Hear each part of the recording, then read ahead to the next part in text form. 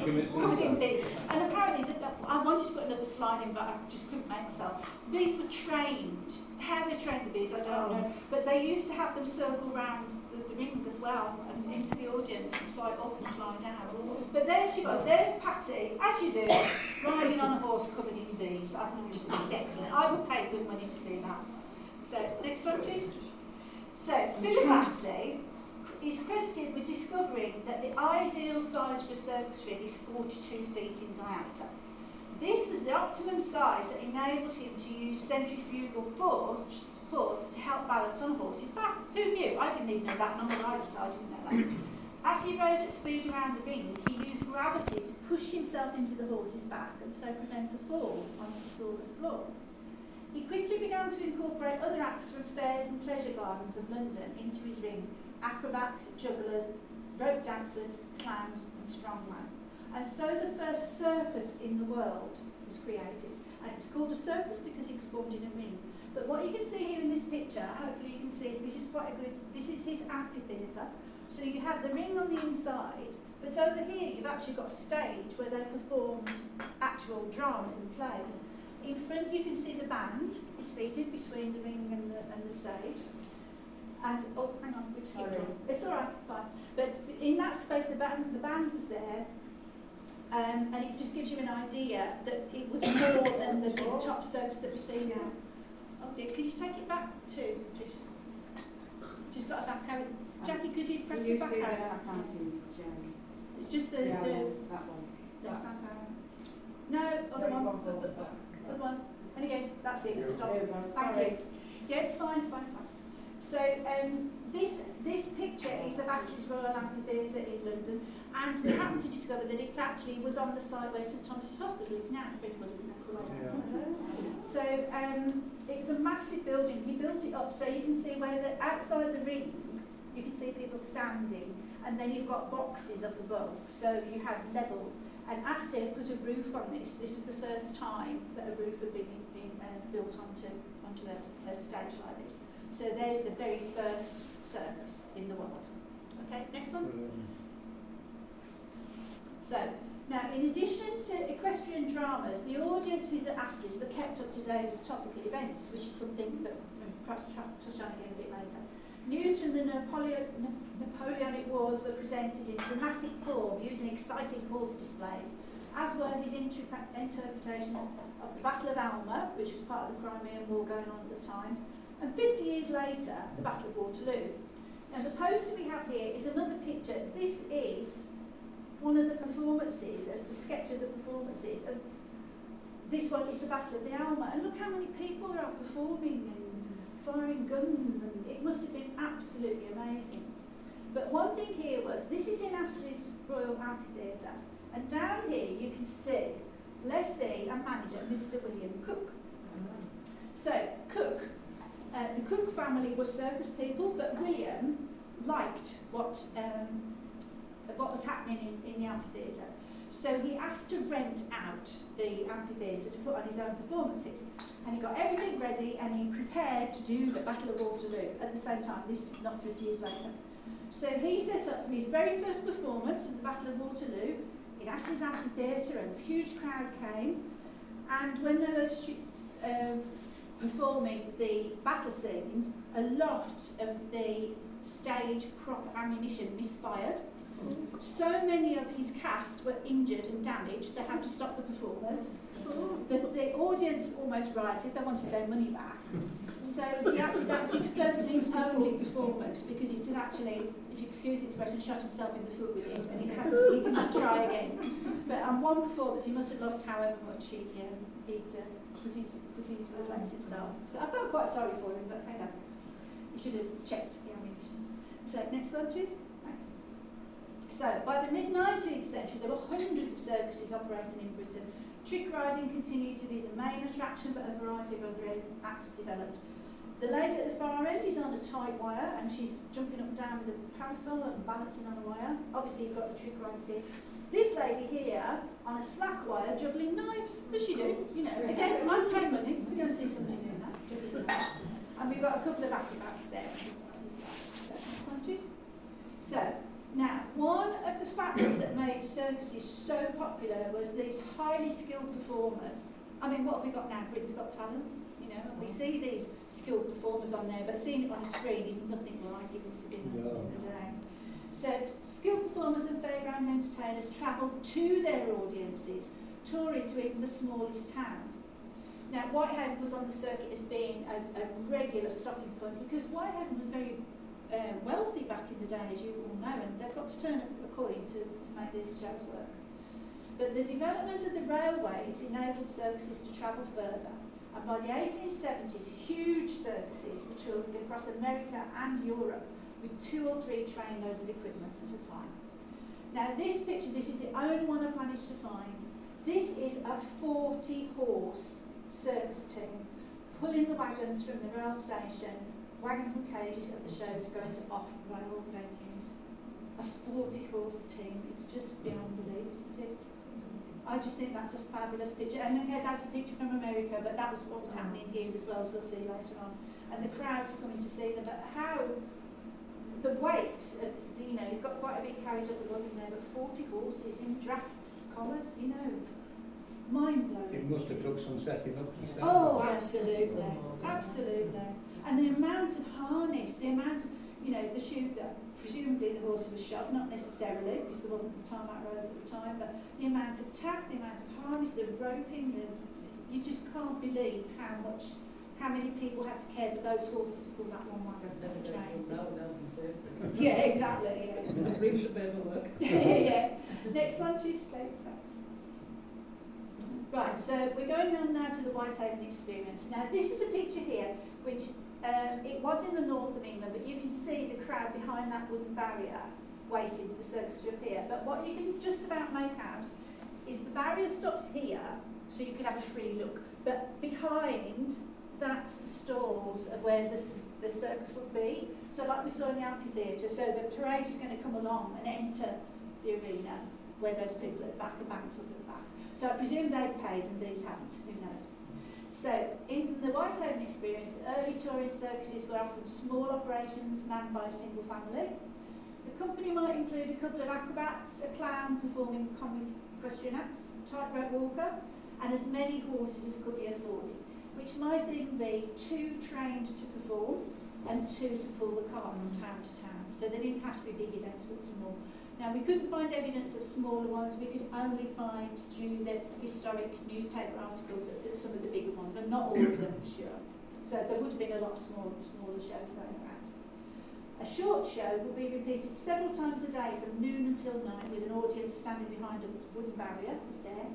All the performers played several parts, and in the days before the enclosed circus, the company would pass around a hat to collect money from the audience. So it's a way of life and a way of making a living.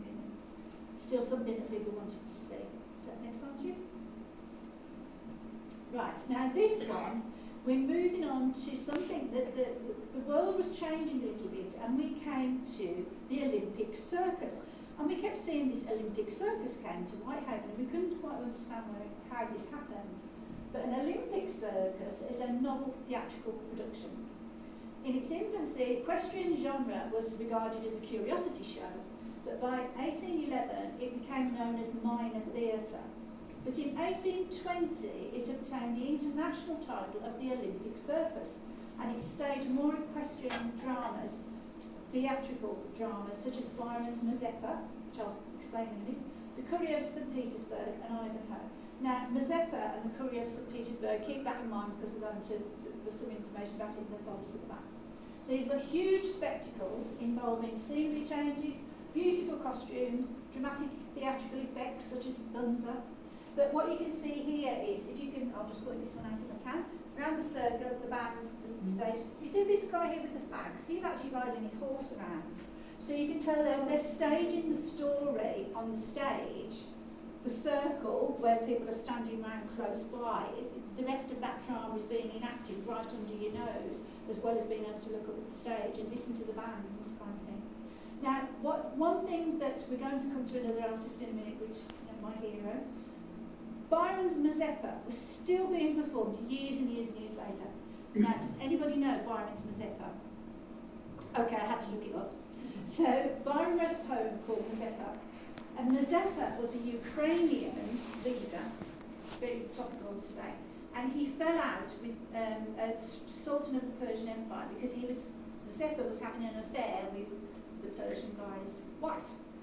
So to get his revenge, Mazeppa the Persian guy stripped Mazeppa of his clothes, tied him onto the back of a wild horse and sent him on his way with a smack on its bottom.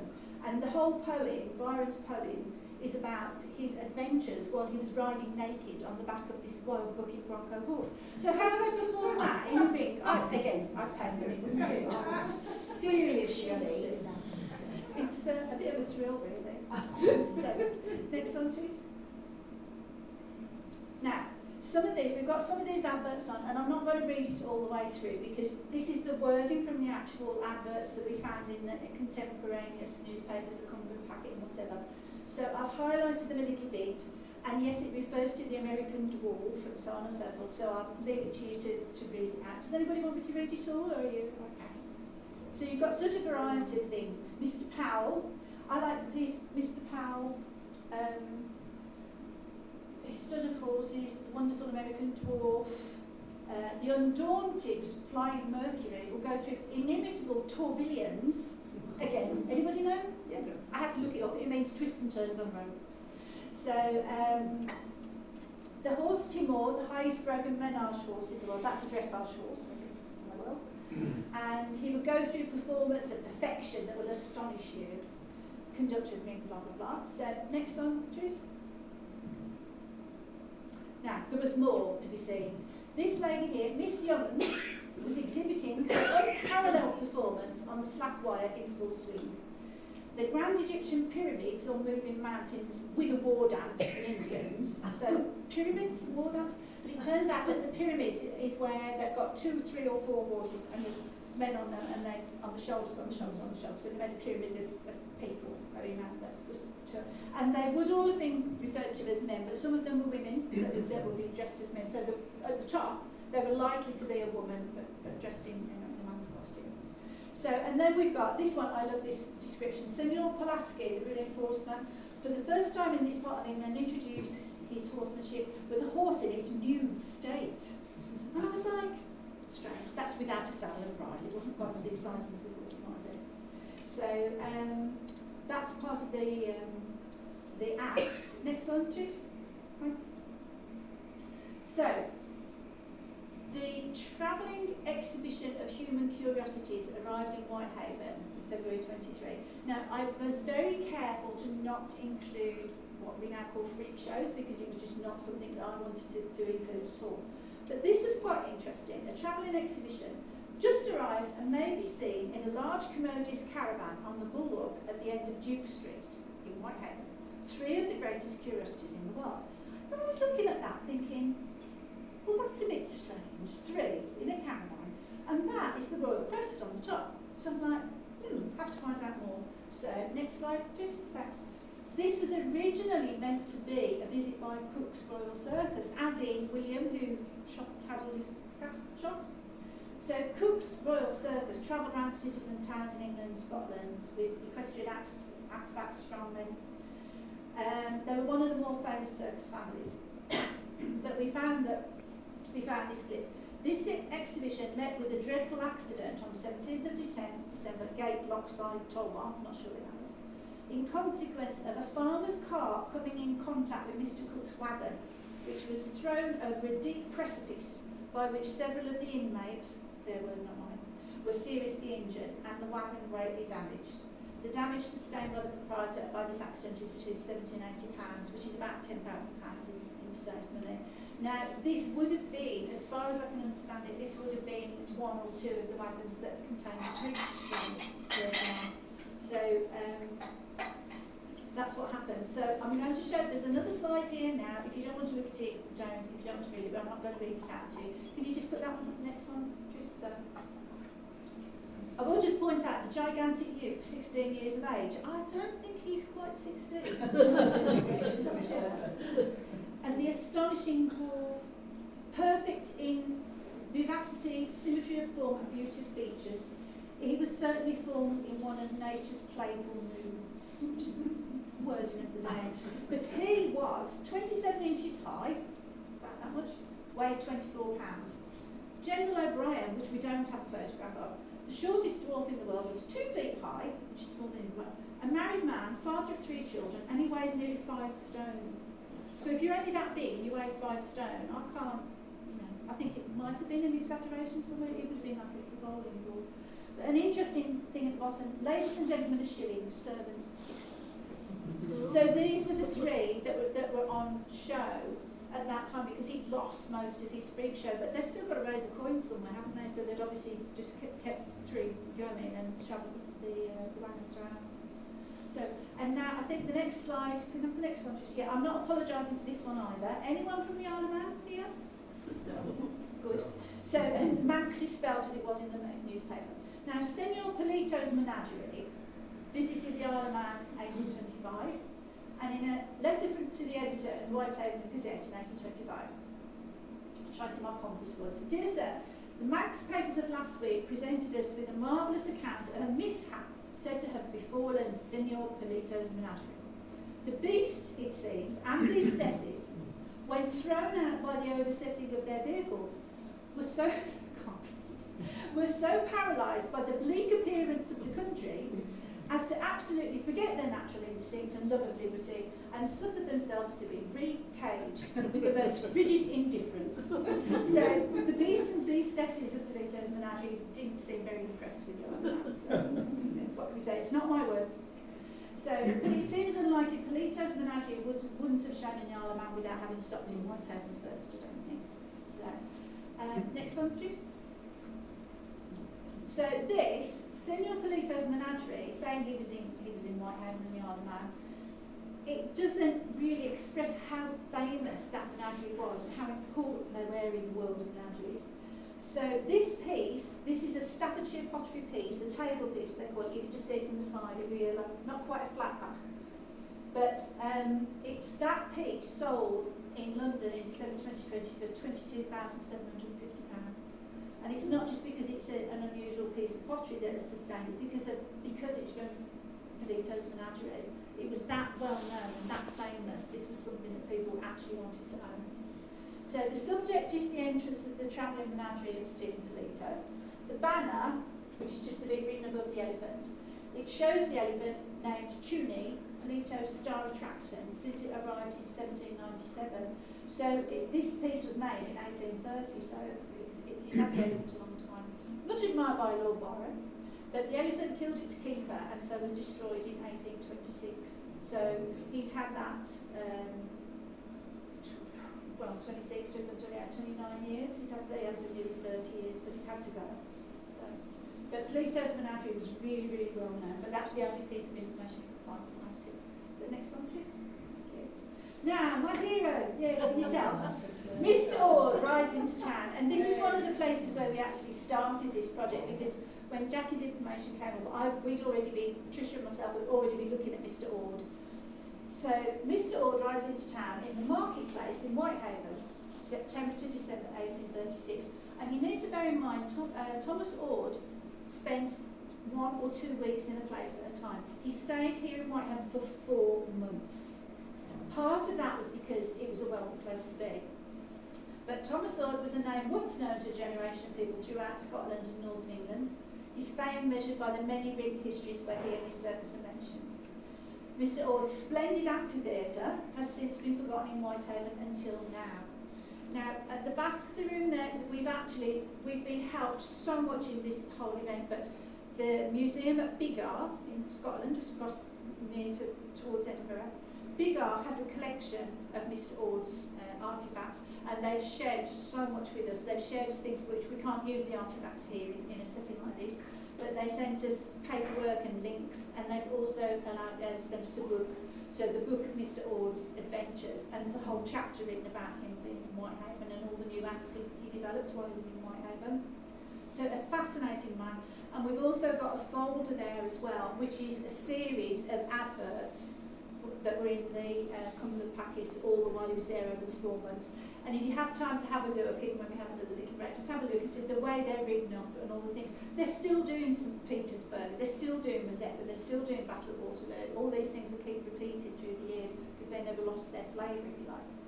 Now, the Thomas Ord, there is no actual photograph of Thomas Ord anywhere, but he was supposed to be almost identical in every way to the actor and theatre director Henry Irving.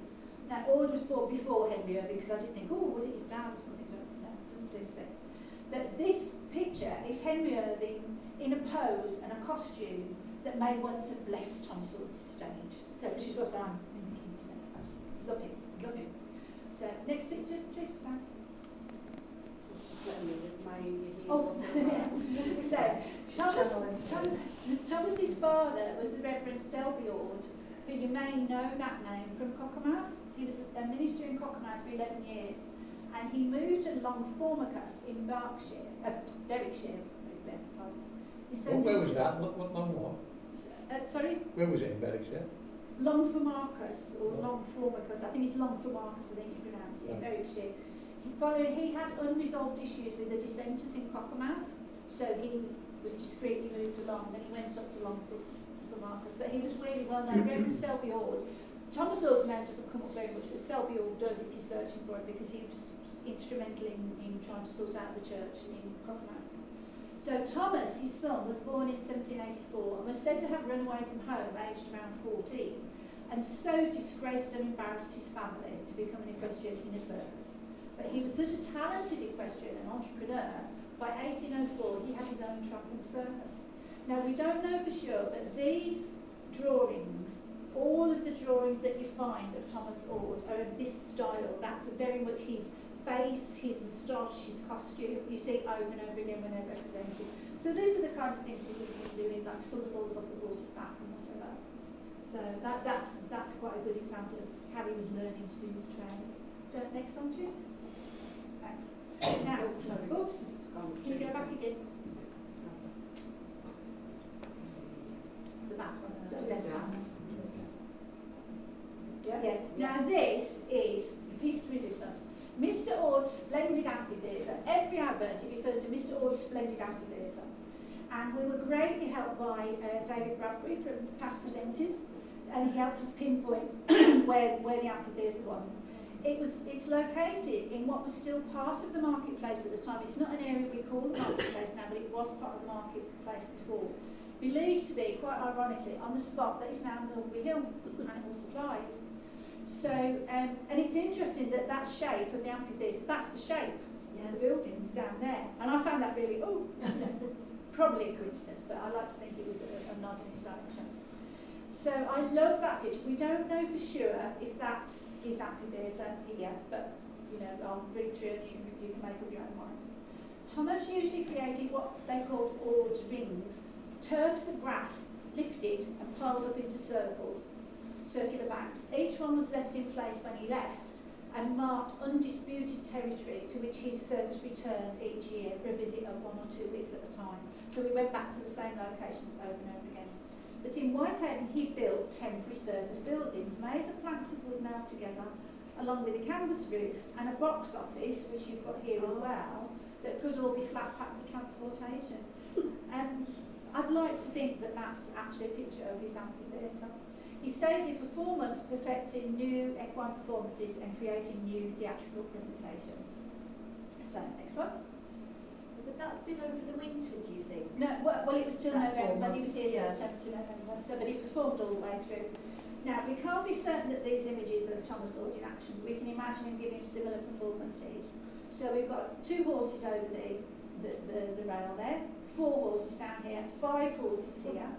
By the end of his 4 months stay in Whitehaven, he had developed a 6-horse routine and then a staggering 8-horse display, following which he famously offered a 500 guinea reward for any other equestrian that could match him. The challenge was never taken up. But we have since, I couldn't put it on the slide because I only found it a few days ago, we found a description which is in the folder of Thomas Ord's thing of how he did his 6-horse act.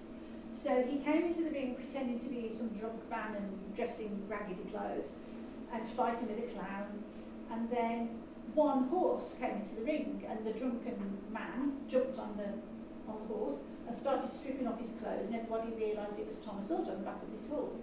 And as people had, he took off, he was like a quick change artist on horseback, careering around at speed.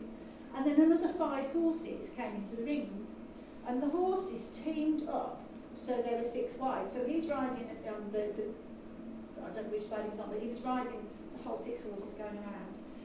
And then he had his feet on the 2 middle ones, and he separated them, and the horses dispersed, and the 2, they got into a line, so there were 2 by 2 by 2, and he was riding on the 2 horses.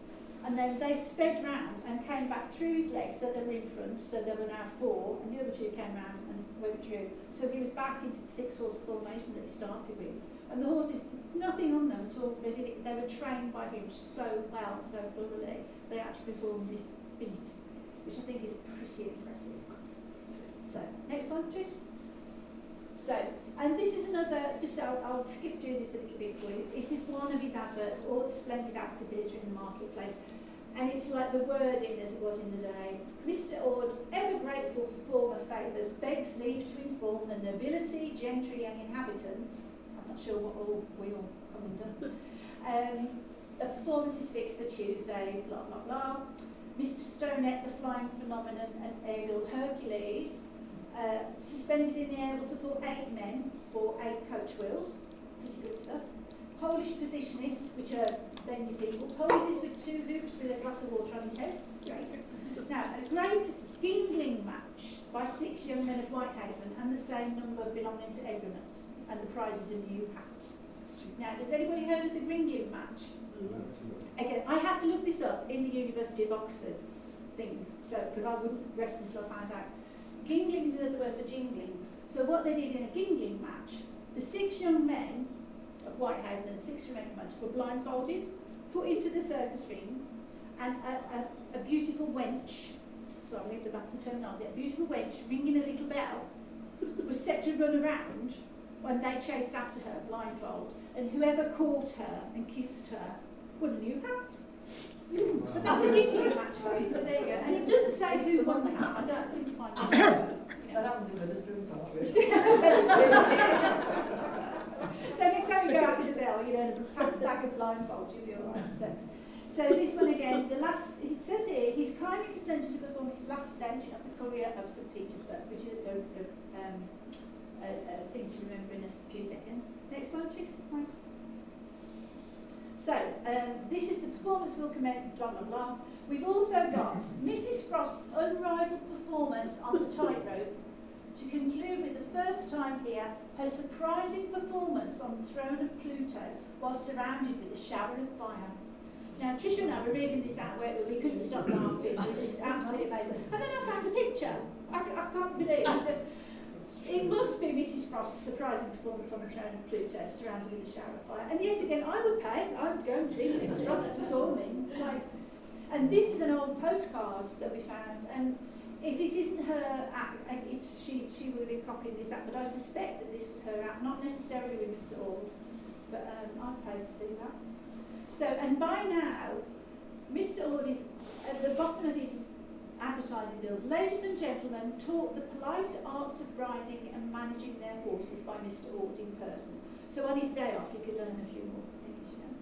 So, yeah, I think that's Mrs. I'd like to think that's Mrs. Ord on her throne of Pluto. So, next slide, please. So now, this is why we were looking at the Courier of St. Petersburg and why it was his last performance. And this piece is one of the first things, again, from Past Presented. I found this quite a long time ago and I always wondered about it, and that's what started my curiosity about this war. An accident of a very dangerous nature occurred at Mr. Ord's amphitheatre in this town Tuesday night last, during the performance of the equestrian feat entitled The Courier of St. Petersburg. In the course of the act, Mr. McCoots, who personated the character of the robber in the representation, had occasion to discharge a pistol, which he attempted once or twice unsuccessfully. However, the piece had merely hung fire and it ultimately exploded and burnt, severely mutilating Mr. McCoo's hand, though perhaps not to the extent to which we might have been expected. So he got his hand blown up by a pistol, but you know, it wasn't as bad as it might have been. He is, we believe, at present doing well. This is Tuesday the 25th of October. Monday the 1st of November, death on Thursday, Ripton Lane, Mr John McCoots of the Amphitheatre, aged 26. And it's interesting that his address is the Amphitheatre, so he was obviously he was one of the crew.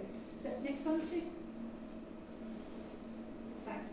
So the next week we see an inquest was held in this town Thursday last before Pete Hodgson, coroner, on view of the body of John McCoots, who died on the morning of that day of lockjaw, which is tetanus. Brought on by a wound of his left hand occasioned by the explosion of a pistol on the evening of the 18th in a performance at the Straws Amphitheatre. No danger apprehended from the wounds, but on the contrary they appeared to be healing. On the 26th, symptoms changed, blah blah, and in less than 24 hours he passed away. Verdict: accidental death. Now it then says, on the quote, it says deodand on the pistol, 1 shilling. Now, does anybody familiar with deodand? Again, I had to do a bit of research. A deodand is what they called back in the day an incident by an object, not by a person, by God's hand, the death of a person by God's hand. In other words, an inanimate object can't kill you. Something, some of the force has killed you with it. So the pistol that had actually caused his death was a deodand, 1 shilling. So the item must first be offered, it says given over to the family. So they could have, the coroner would have said to the family, would you like this pistol that malfired and killed your husband? She's probably going to say no, I don't think I want it. So if the family of the deceased person doesn't want it, the declared value by the coroner is to be paid to alms for the poor of the parish. And a shilling was about £10 in today's money. So the widow didn't get the shilling, it went to just be shared amongst all the poor of the parish. Now if you think on, some of you might be thinking about, the Rust film and what happened when there was the lady was killed from a misfiring pistol. Into the millions, so last time it was a shilling, So Mr Ord wouldn't be having that, so next one please. So, on the 4th, there's to be a select performance for the benefit of the widow of the deceased Mr Coots. So we're sorry to, but it didn't go so well. We're sorry to state the attendance at the amphitheatre for the benefit of the widow was very thin. The total receipts not coming within £6 of the expense of the house. In consequence of this failure, Mr Ord has kindly presented Mrs McSid with £5, and his example has been followed by the company coming forward and presenting her with as much of as their circumstances would admit. So the £5 he gave her was about £500 today. It's still not a huge amount, but it was a gesture from him. And then we see in the folder, you can see the next week they printed out who had paid what. So she came in for what would have been a tidy sum at the time. There no compensation for losing her husband. So next one, please. So now Thomas Ord brought respectability into a profession that was rare in those days. It was noted that he appeared at church in Whitehaven along with his family and some of the cast every Sunday of his stay here at the performance. He would place a £1 note in the collection plate, and a £1 note is worth around £100 in today's money, so he made a point of, putting back into the community which he was known for. He banned drinking and swearing at his circus, and he gave to the poor of each community he visited. He was loved by people. He performed standing on top of horse at full speed right up until just before he died at age 75. I mean, way to go, so bad. One of his daughters, Selena, married Edwin Pinder. That's the name we heard about before from Pinder Circus. So Thomas Ord's daughter, Selena, married Edwin Pinder after Thomas died, and they took over the business, renaming it the Ord Pinder Circus. And that was the start of the Pinder Circus that you still see performing in Britain today, across Britain, and especially in France, a very, very popular Pinder Circus. So this photograph here, it's a bit later, 1926, but it was still known as the Ord Pinder Circus in 1926. They carried on that name. And ever since the original Thomas Ord died, one son in each generation of the Pinder family has been named Thomas Ord Pinder. So he's quite a character. I just have so much admiration for him. Next one, please. So, Thomas Ord's legacy, the Ord Pinder Circus. Although we saw the other one, Ord Pinder Circus was one of the early adopters of the canvas tent. So this picture was 1890, and that was pretty much ahead of the game, or certainly keeping up at the front of the game to have a travelling circus. It'd be different to Thomas's amphitheatre, but the theory is that, the shape and everything's still there. So, next one, please. So the Pindar Circus in the UK today, that picture was taken a short time ago in Wales. Pindar's podcast, Pindar Circus just started doing a podcast in about May this year, so they're still innovating in their own way. And I would like to say that this is the modern day Mrs. Frost, hanging by a chain off their hair in a circuit of fire. So that's like my impression of what they're doing now. She is. She's married to the guy on the left. Oh, is she? He's Eddie Pinder. Oh, His yes. father's George Pinder, and a good friend of mine. Oh, And really? his wife and his daughter both. They're not allowed to have animals of any kind. Yeah, No. no animals now. No. They do all this stuff. Yeah. And they have a lovely show. And they travel in the north, not up this far, Yeah. but they're in Lancashire and all like that. Oh gosh, yeah, I'd love to go and see them. But they said they started the podcast really recently, so they're doing, you know, the young are coming through. That's really nice, thank you. The Pindars I remember, they travelled with us with the fairground in Scotland, Yeah, and they only had a horse, yeah. and they didn't have a zebra, and they painted the horse. I can remember that. I remember that. Yeah. And my father used to talk, every time he was with them on our fairground, my mum used to play heck, because when my dad used to talk that much after the event, Yeah. but he would come in about 2 o'clock in the morning, Yeah. and my mother said his feet was freezing. I hate it when these Pindars come, because your dad just can't get away from them. He's talking all the while to them. Oh, gosh, that's amazing. Just Thank a you. bit of information there, Yeah. what, like William remembers. Yeah. That tent, they Yes. can pull that down and move it in about 1 hour. Really? Yes. Yeah, very How quick. many people would it take though? There's about 10 of them. Yeah. But we've all seen the circuses, and we think to ourselves how quickly they They disappear. move really Yes, quick. yeah, How many spectators?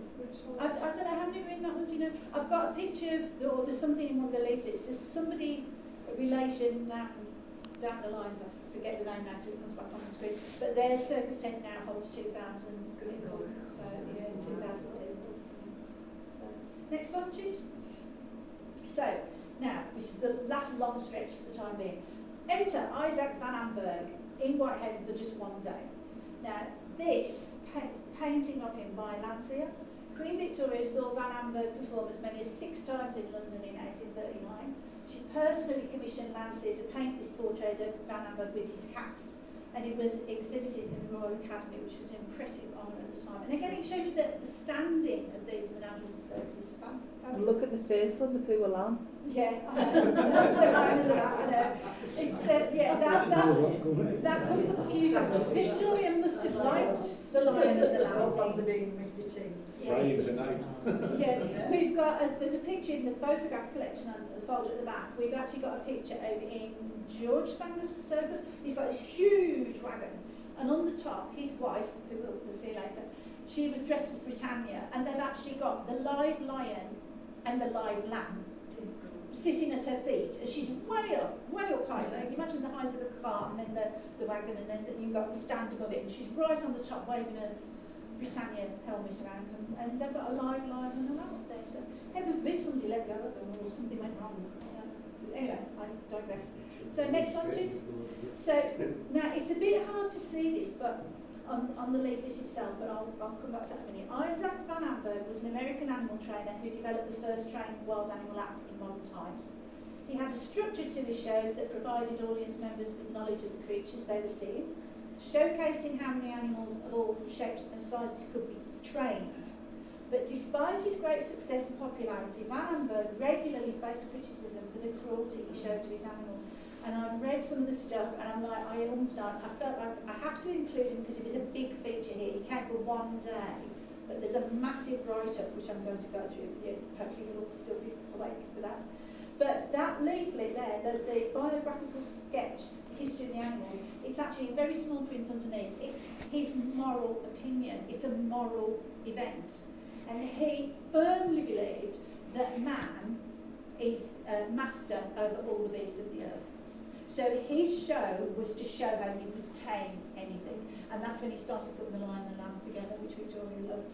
So there are hints of some really nasty, cruel incidents, but those aren't, I haven't mentioned those here. So next one, please. Now, so this is just the advert for it. Positively One Day by patronage of Majesty the Queen.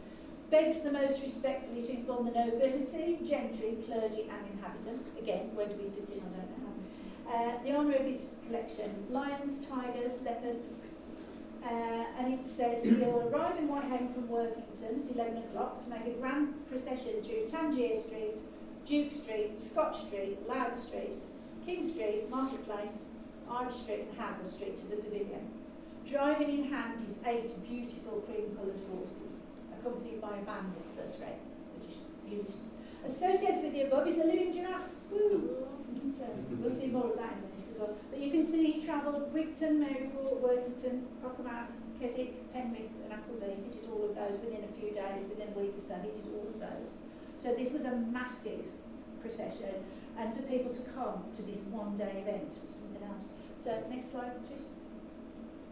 Now this is where, this might all be a bit dry, but this is the first and only description in the Cumberland packet that actually was written at the time by someone who saw the performance, and it's in the very flowery wording of the day, but I think it's worth, just if you can bear with us, we're having a break after this one. So now this picture was not in Whitehaven, we know this is not Whitehaven, but this is this is the sort of crowd that came out to see the start of his procession of animals coming through. So, an unusual throng in the streets of Whitehaven on Tuesday morning indicated the approach of some interesting event, and it was nothing less than the entry of Van Amberg and his retinue of horses, elephants, lions, tigers and leopards. At an early hour, I just want you to imagine this, at an early hour, crowds of persons arrived from the surrounding neighbourhood, and so many carriages, gigs and horses passed through the principal streets as are rarely seen in Whitehaven. They were followed by a very numerous crowd of persons of both sexes, many of whom had travelled several miles to see this entree. The windows in all the principal streets of Whitehaven were crowded by the beauty and fashion of the town and neighbourhood. Indeed, it is rarely they muster in such large numbers. The elephant, it appears, is the precursor of Van Amberg. It has a supreme contempt for everything in the shape of caravans, and travels on foot from place to place. Accompanied by his keeper, he arrived on Monday night, having walked from Workington after his performance in that town. Now that seems a lot, but then I tried looking this up as well. An elephant will range for that many miles, so it seems a bit. We used to see the main road and cars and buses whizzing up the bypass, but it's like they would probably have come cross country somehow, and it wouldn't have been that foreign to the elephant's natural instincts. So soon after 10 o'clock, King Street, Tangier Street and Bradstey Hill became literally alive with pedestrians, and several whose curiosity could not be kept standing walked out towards Workington to meet the lion tamer himself. Now bear in mind, he was going to come down Bradstey Hill. So next picture, please. This is Van Amberg in his carriage pulled by 6 cream horses with the band behind. I would, again, pay money to see that coming down Bradstey Hill. Round the corner from Irish Street into Howgill Street, But that's where he came, and he actually came with his 6 cream horses. So obviously that's not in Whitehaven, but that's an archived natural print of his procession with his cream horses. About 11:30, the sound of distant music was heard. People scampered off in crowds to get a glimpse of the band from which they knew it emanated.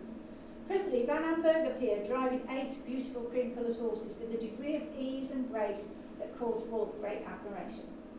Behind him sat a band of about a dozen players whose spirit-stirring performances produced much pleasurable excitement.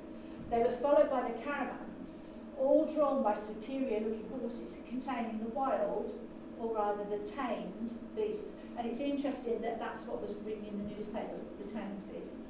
Next one, please. Thanks. So I know this is a bit long. Now this bit, Trish and I, when we first found it in the newspaper, we couldn't stop laughing, could we, Trish? We struggled with this. The marquee in which the exhibition took place pitched in Mr. Dobson's field, which is down by the cricket ground or something. The lightness, compactness and complete adaptation to the purpose for which it's intended was the theme of general remark. The first exhibition announced for 2 o'clock. On entering at that hour, we found the greater proportion of the seats occupied. They were arranged in a semicircular form in front of the caravans and are calculated to accommodate upwards of 500 people. Many parties were unable to find seats, and those who were lucky enough to secure them were crushed to their sides' content. The area between the seats and the caravans were occupied by at least 800 standers. So that's a lot of people that have come to see this. This is not the people standing outside, this is the people that have come to the location. On the left, seated on a fine carriage, the band was stationed. Now, this is not my wording, I just love it.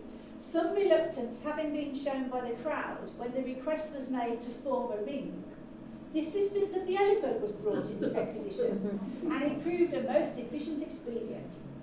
A batch of about 16 boys were treated to a ride in the howdah on the elephant's back, and on being handed down, their places were taken possession by as many courageous girls, and the elephant resumed its march round the ring, much to their delight. I would love to see a crowd dispersal. And when I found this, we found this, didn't we? And it was at the time when the riots were going on, which is not a nice thing to talk about. We're seeing the police struggling to hold back. I'm like, just come on, just bring the elephant out. Walk it round. You're going back off, aren't you? You're not going to stand in the way of the elephant. Absolutely excellent. Next page, Tristan. So, and this is genuine wording from what they saw. A little bay pony was brought out with harness and all complete, and a monkey, a real monkey, dressed in a red jacket, mounted it and rode about amidst roars of laughter. It was a capital piece of burlesque and pleased the little ones more than anything else. A lad then mounted by invitation, and the pony was made to kick and rear, much to the boys' horror, which was not lessened when the monkey sprang up behind him and threw its arms round his neck. He eventually was floored by the pony, and a bold companion who succeeded him met with a similar fate. That was funny to see by all his school friends. The elephant was reintroduced without any covering, and its keeper proceeded to exhibit several feats which are never attempted within static menageries. It raised him from the ground with its trunk. This elephant is doing all of the following things at the same time. I don't quite know, artist's discretion, I suppose. It raised him from the ground with his trunk, supported him on his tusks, permitted him to climb up on its neck, then raising its knee, it politely offered him a ladder for his descent to the ground. The keeper next stretched himself at length on his back, and the elephant stepped over him slowly and with admirable caution. After it had performed some other equally wonderful feats, Van Amberg made his appearance. Ta-da! Next slide, please. There you go. Van Amberg performed in a den containing a lion, a huge tiger, and 2 leopards, and with these he proceeded to toy as a child with a kitten. But had he not occasionally provoked them by pulling their ears, distending their jaws, and thumping them with his fists, people would have been disappointed, for when left to themselves they appeared much more docile and ferocious. Now, this is Whitehaven you're talking about here. We suspect the exhibition was not terrible enough for many persons, who complained of it being nothing very wonderful. Forgetting that the quietness of the animals was the wonderful part of it, showing how completely Van Amberg had succeeded in mastering them. So the newspaper seems to have fallen on the side of mastering the beasts, but the public here were a bit like, boom, you can just imagine them rotten tomatoes. A giraffe was then led out and walked around the ring. Few of the spectators had ever seen one before, and it was therefore regarded as a great curiosity. There was a second exhibition in the evening, which was even more numerously attended than the first. After it was over, the elephant set off again on tramp to Cockermouth. Van Amberg and suite followed next morning. The lion tamer will have no cause to regret his visit to Whitehaven, as he cannot have pocketed any less than £100 after paying expenses, which is £16,236.82 today, which is, again, another piece of research at 2 o'clock in the morning. That's what you would pay Davina McCall for an after-dinner speech. So there you go. So, it's not quite in the realms of some others, but it's better than others. It's not as much as Boris, but it's Davina McCall's money for a couple of hours. So, next picture, please. Now, a postscript. Van Amberg was one of the few early lion tamers who died in bed. On November 29, 1865, aged 54, Isaac Van Amberg suffered a fatal heart attack in Philadelphia. He died a very wealthy man. After his death, Hyatt Frost, his manager, since early 1865, continued to use the Van Amberg's name, And from him, it was leased by the Ringling Brothers, which is a name you probably recognise. The Ringling Brothers is still well known today. And the Ringling Brothers knew how to sell seats at their shows. Now, hopefully you can read the poster for yourselves. They paid $20,000 for this animal feature. Last of his kind. Human eyes will never behold another. Last chance to see the last specimen. When he is gone, the giraffe will be extinct. Only giraffe known to exist in the entire world, secured at the cost of a fortune, shown as each exhibition at the largest menagerie on earth. Now, it's a bit of a claim, you know. I personally have seen a giraffe. Anyone else? So I think that's a bit of a Swiss, that poster. So, just on one, Trish.